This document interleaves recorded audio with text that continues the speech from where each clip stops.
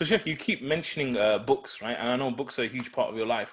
Tell me a little bit about, before we go into books, tell me a little bit about personal development, because obviously with Discover You, it's kind of like Islam-based personal development and stuff. Like, like I had this kind of argument with someone, and they were just like, Muslims just don't care about personal development, right? Like, is that your belief as well, that Muslims, they're not really into it like the non-Muslims, where the industry's huge and stuff? Or is it that we're just a little bit behind and we've still got that kind of Asian mentality? Or like, what do you think about personal development in general? This friend of yours that said Muslims don't care, does he care? Yeah, I think he cares in it, but he doesn't believe that the Muslim market believes in it like he does. Um, for sure, Muslim community does care. It goes back to marketing.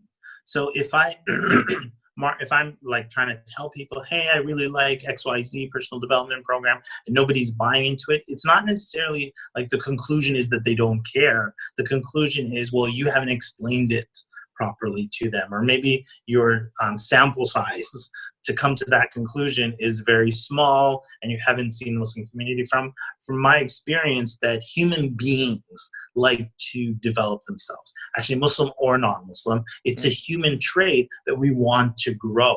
So if somebody is presenting that to a Muslim community in a way that speaks their language, that excites them, and they want to develop, they will listen to that.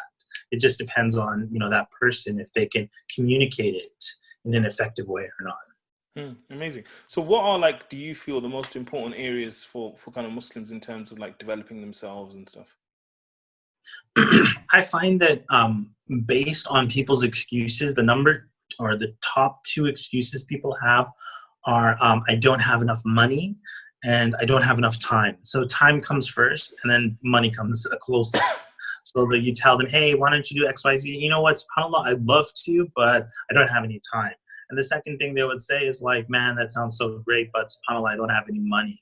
So I tell people that two of the areas that I find are most important to resolve really early on in your life is managing your time, like figuring this out, because your whole life you're going to need the time. And so that you never say to anybody, hey, I don't have time. My response is I always have time for the things that I care about.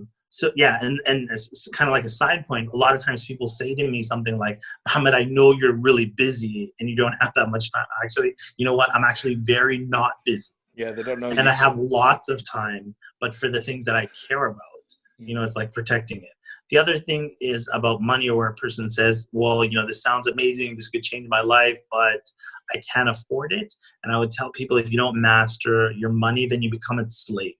So it's like, take the time to master the money issue so that your whole life you don't have to be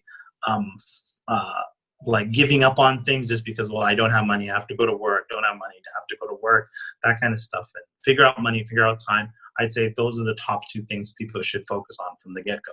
Okay, amazing.